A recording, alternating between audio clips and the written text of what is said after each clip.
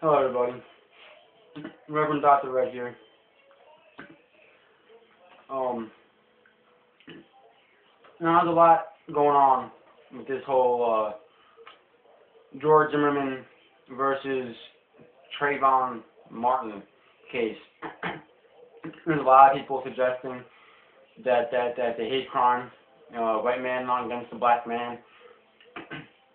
Well, first of all, Zimmerman, I believe, now correct me if I'm wrong, but I believe George Zimmerman is half white and half Spanish, or half Hispanic. And it's not full-blown white. So you can't really call that a hate crime. And then there's the fact that everybody's paying attention to this. Trying to say that Martin was such a wonderful kid and yada yada yada. Now, if he was such a wonderful person, such a wonderful kid, how come they're not showing pictures of him, of how he was when he was shot? They're showing pictures of him back when he was 12 or 13 years old. It's being said that now, currently, he's, or was all tattooed up. He had the gold, whatever you want to call that, when you put the gold plate over your teeth. He had the gold plate all tattooed up, and going by his friends, who I believe was the Walgreens, they literally ran into the store. They rushed the store, flooded down all the aisles, and knocked everything off the shelves. I mean, if it was me, personally, I'd say, let's go in there and rush them, and while we're doing it in the midst of the chaos, let's pocket some things. Now, all these kids did was they would rush the store, ran everybody over down the aisles. There's YouTube videos up of the store's surveillance cameras, and then just running everybody over, knocking stuff off the shelves, wound up costing the store approximately $150 worth of damages. And then they rushed back out of the store again. A bunch of thugs. That's not how decent human beings act. And then they're trying to play it off. Well, it was just a in the moment type of thing, and they were acting out of anger. Now I'm sorry, but you don't rush a store and cause damages to any establishment, whether it's the storefront of somebody's home or what have you, and figure that's okay because you were angry. What would happen if I went up to your house and burned your house down and blew your car up because I was angry about a friend of mine's death? Would you not still look at me as a criminal or a thug of some sort, and would you not want me arrested and press charges against me? I caused damage to your property. So considering he literally has hundreds of friends that are all thugs and feel that it's perfectly okay, 100% normal, to go in and rush a store and cause the company $150 worth of damages, not to mention if there was any injuries to anybody that they trampled, and then rush back out the store again, and it's perfectly okay because they were angry. That doesn't really say a lot for how Trayvon was as a person. If these were his friends, if this is the kind of people he hung around, and he's all tattooed up, and he has the gold plate for his teeth, what does that suggest to you on the type of person that he is? Thugs hang out with thugs. You're not going to find a decent human being mixed in with thugs. It's like myself. A perfect example. I'm a Christian minister. I preach the Bible. You will not see me when I'm off duty and I'm hanging out with my friends. You will not see not one drug addict, not one alcoholic, not one thug in my presence. Not one. The only time you will see me in the presence of people such as that is Either A, when I'm counseling them, B, they're here for Sunday services, or C, they've come to me for advice and they're trying to separate themselves from that type of lifestyle. And then yes, you will see me in their presence because now I'm helping them. But as far as deciding on my own, in my free time, to hang out with people that are going to be doing drugs in my presence or robbing places in my presence, you're not going to see that happen. Why? Because it's not who I am as a person. I don't condone that kind of behavior, and I'd rather not be around that kind of behavior. Now, to suggest that these people were his friends that rushed into Walgreens, that would also mean that Trayvon, when he was alive, must have been hanging out with these people. Now, if he's hanging out with these people, it is safe to assume that now that he is also into that same kind of behavior. And I've heard a couple of stories floating around. He was allegedly in his community looking for his father's fiance's house. I don't buy that story not one bit. If you go by statistics, okay, let's leave the race car completely off the table right now. I'll get to that in a minute. But just talking statistics, if you look at the black culture,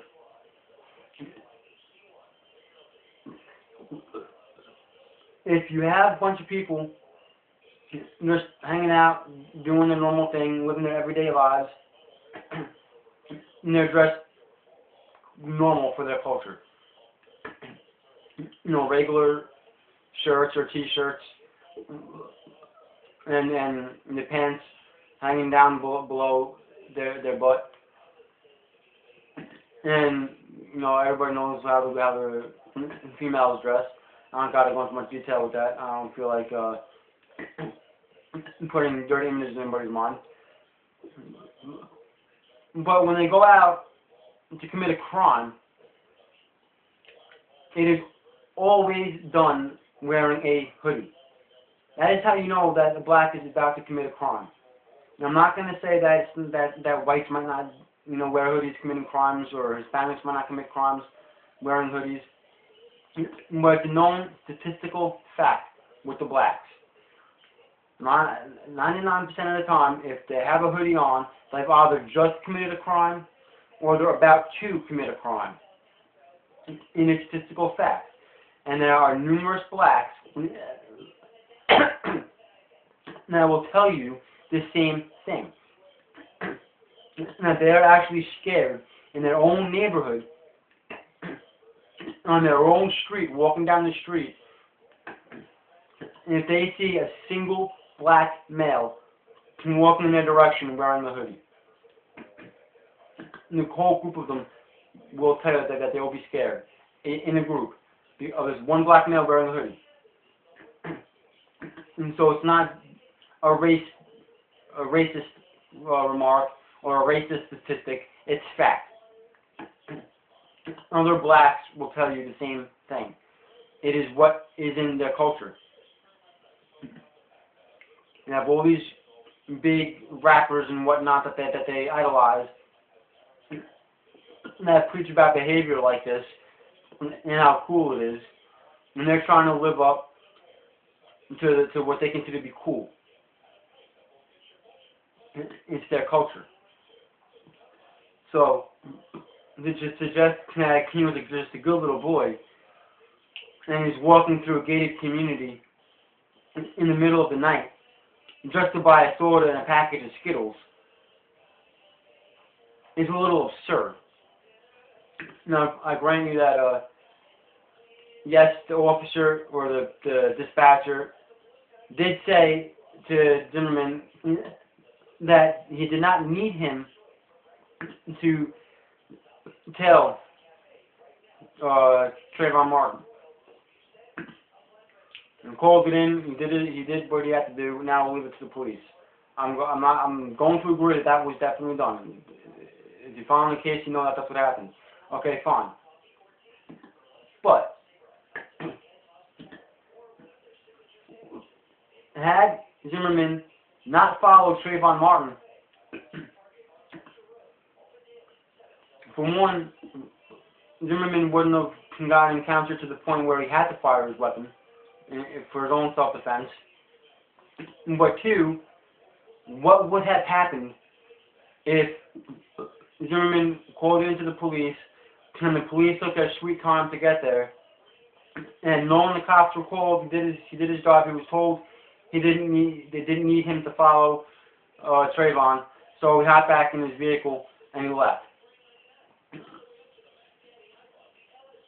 Or he sat in his vehicle waiting for the police to arrive. What would have happened? Maybe nothing. Maybe it was all innocent. But there's always that possibility, going by statistics and by the reality of the life that Trayvon was living, that somebody else could have gotten harmed.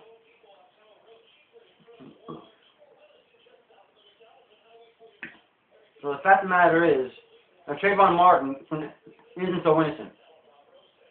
If you really feel Trayvon Martin is innocent, this is going out to Trayvon's family and friends. If you really feel Trayvon is so innocent, then how come you're only releasing pictures of Trayvon that are 4 or 5 years old? Why don't you release a picture of Trayvon into the media of what he looked like, a more modern picture, a picture of the 17-year-old Trayvon. Show the public who he really was. If he was really such a nice guy, that shouldn't be a problem for you to do.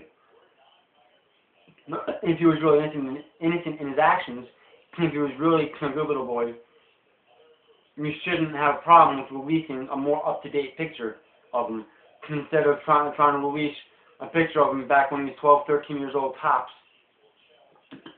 and trying to make him look so innocent, when in all reality he probably wasn't. And I'm going to agree that Zimmerman should have listened to the officer and backed down and waited for the police to arrive. But at the same token, it was a justified shooting. He shot Trayvon in self-defense. And in Zimmerman and Trayvon having the dispute that caused Trayvon to be shot may have possibly saved the life or prevented another from getting injured. And people got to realize that the mainstream media is pulling a huge bias on this. And then I want to ask the question, considering everybody's watching this Trayvon Martin case, feeling bad for Trayvon Martin, making him look like it's a hate crime against Trayvon and the black community, how come nobody's talking about the fact that the Black Panthers issued a bounty on Zimmerman's head? Started out at $100,000, I believe, now it's up to $1 million bounty on Zimmerman's head. Put on Zimmerman's head by the Black Panthers. And how come nobody's talking about the kid, the white boy that was at a festival and got his skull bashed in by 20 black teenagers while they were videotaping it? And when he asked them why he's being attacked and why they're videotaping it, they responded to him by saying it's fun. And they're videotaping it for entertainment so they can watch it later and get laughs out of it. How come nobody's talking about that? And how come nobody's talking about the 13-year-old white boy that got burned? They was literally doused in gasoline and instead of flame by two, I don't know if they were 16-year-old or 17-year-old, I don't remember their exact age, but they were 16 or 17-year-old black teenagers. And while they're dousing them in this gasoline and lighting them they're screaming at him, "Cracker, you get what you deserve, cracker. Cracker, you get what you deserve, cracker." How come nobody's talking about that? Where's that all over the news? Huh? If you look at statistics, the crime rate of blacks against whites is a lot higher than whites against blacks. But the news isn't talking about that, are they? How many of you watching this video right now know that? If you don't believe me, look it up. Statistics do not lie. The mainstream media lies, but statistics do not lie. There are more black on white crimes than there are white on black crimes. So is there a racist hate crime problem here in America? Yes, there is. But it's not whites on blacks. It's blacks on whites. It's Hispanics on whites. It's blacks on Hispanics. Hispanics on blacks. And it's not white on black. Look at the statistics. Read the news. Stop relying on mainstream media for all of your news, for all your information. They're lying to you. They're propagandizing. They're making you believe what they want you to believe. They are forming a reality around you, for you, that isn't even the real reality. They're brainwashing you. And see what they're doing is they're trying to create a race riot. This is all playing into Obama's plan to take our freedoms away, remove the United States Constitution, and turn America into a third world socialist nation. He's doing it in the same way, step by step, as Hitler did it to Germany. In Germany, the bad guys were the Catholics and the Jews. Here in America, the bad guys are the Christians, the entire populace of Christians, the Jews, and the entire white race. Obama is literally making the white race the fall guy, the enemy, the guy to blame.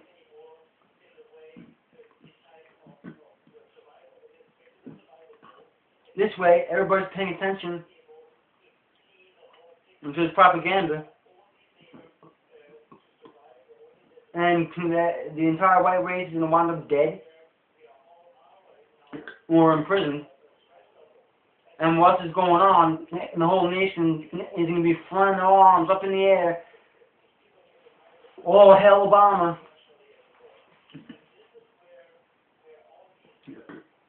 Meanwhile, behind the scenes, while you're paying attention to that, he is taking your freedoms away.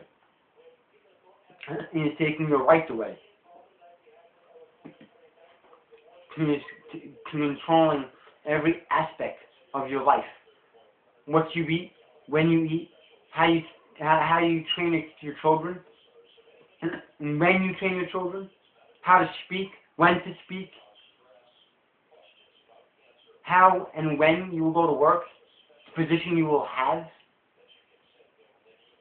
Step by step, you're taking control of all of that.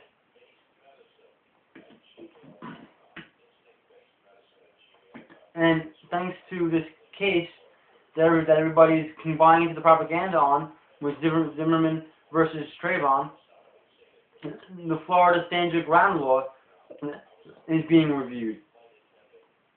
And there's talks that they might wind up repealing the law. No more Stand Your Ground law. A lot of people are suggesting that that's going to save lives.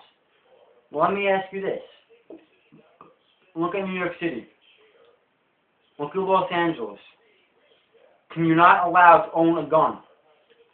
You're not allowed to carry a gun. What's the crime rate? You know why the crime rate's so high? Why crime shot through the roof? Because the thugs, the criminals, can still have access to guns and to weapons. And they don't care about the laws. And they know with 100% certainty that they will not get shot at. You have no way of protecting yourself.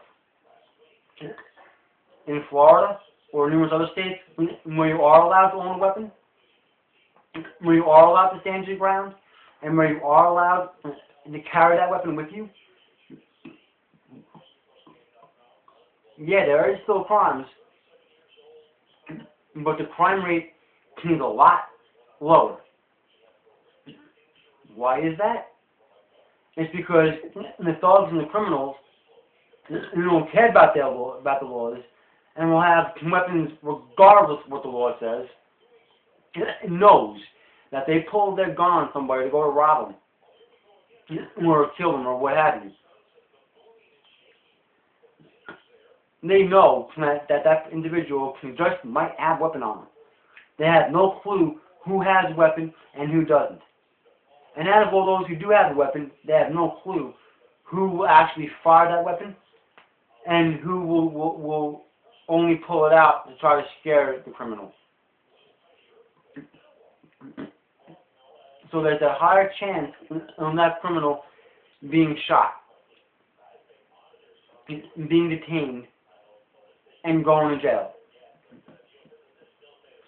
And the average criminal does not want that. Which is why, in states such as Florida, where these laws do exist, and these rights do exist, there's a lower crime rate than in areas where you don't have the gun rights. So before you go on believing this propaganda that the mainstream news media is pumping out about this Trayvon Martin versus George Zimmerman case, take a close look at the facts. Really analyze what's being spewed out of these people's mouths to you. And think about what might be going on behind the scenes, behind closed doors. And while you're paying attention to this, what are they doing? What is going on that they're trying to derail your attention from, so you don't see it coming?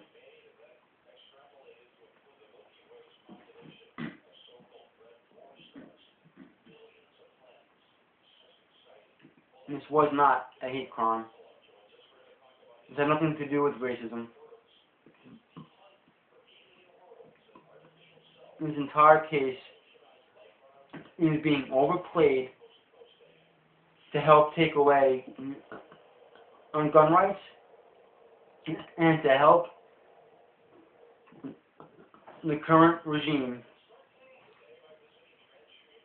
make the white man the bad guy,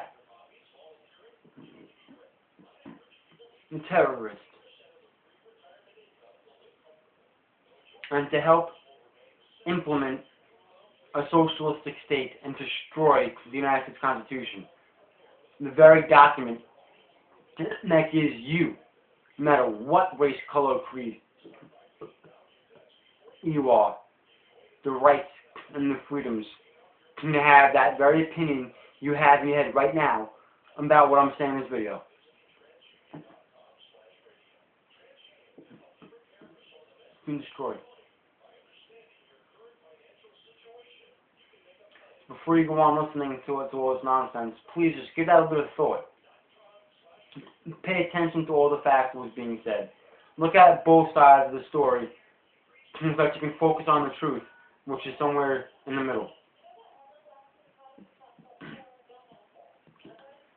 And pay really close attention to all the details of what's going on with this case. And start looking at what might be going on in the background of this case. What are they trying to pull off? You want justice for Trayvon? And then don't allow the government to use Trayvon's death to their benefit. Don't allow the government to use Trayvon's death to help take your freedoms away.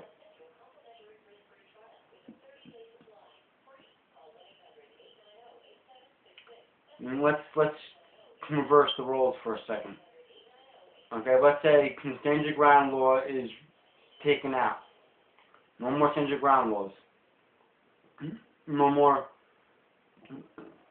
protection laws allowing you to protect yourself. You're sitting in your home and a burglar breaks in. They got a gun. They're trying to rape you. Would you not want to know that you have the right whether to fire your own weapon against this individual or to possibly disarm the individual and fire on him or detain him until the police arrive? Or would you rather look at the fact that you don't have the rights or the freedoms to do so, to protect yourself, and if you own a weapon and you fire that weapon on this burglar, even though you're protecting yourself, and even though you just took out a criminal, possibly already a felon, that just got released from prison, because you protected yourself and because you shot him and didn't allow him to rape you and possibly kill you, you're going to jail for murder. Is that what you want to see? Because by allowing yourself to buy into this biased propaganda that the mainstream media is spewing out about this Trayvon versus Zimmerman case, and allowing the government to use Trayvon's death to their benefit to repeal this law, that gives you that right. You're giving up your very freedom to protect yourself, to save your own life in your own home. So let's stop playing into the mainstream media. Let's stop looking at Trayvon back when he was 12 or 13 years old. Let's take a hard, close look at the scenario to know what really went down that day. And let's look at some photographs of the 17-year-old Trayvon. The Trayvon that was shot. Not the Trayvon back when he was 12 or 13 years old. The Trayvon that was shot. Let's see some pictures of him. And the only ones that know what really went down that night is Trayvon, who unfortunately we're not going to hear his side of things because unfortunately he's dead. George Zimmerman and the operator for the police that Zimmerman spoke to are the only individuals that can really tell us what went down that night. So let's stop playing into the bias. Let's stop playing into the hidden agenda of the government right now. And let's look at the facts for what they are and the situation for what it really was.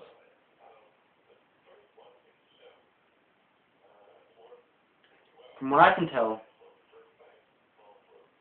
it was a justified case of self-defense. That's all it was. Not a hate crime, not a murder, justified self-defense. And in the long run, it might have saved somebody else's life, or saved somebody else from being injured that night. Had Zimmerman listened to the operator and hopped back in his vehicle and stopped following Trayvon. Trayvon could have possibly injured somebody. Trayvon possibly could have murdered somebody. We don't know that. We're not going to know that, unfortunately, because Trayvon is dead. There's no possible way of him telling us what was going through his mind that night. But considering who he was and the type of people he hung around, that is a very real possibility. And I'm sorry, but you're not going to go to a gated community that you don't even live in just to buy a soda and a bag of Skittles. And that sounds a little absurd.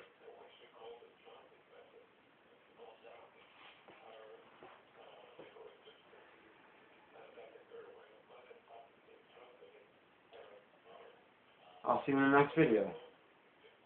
God bless.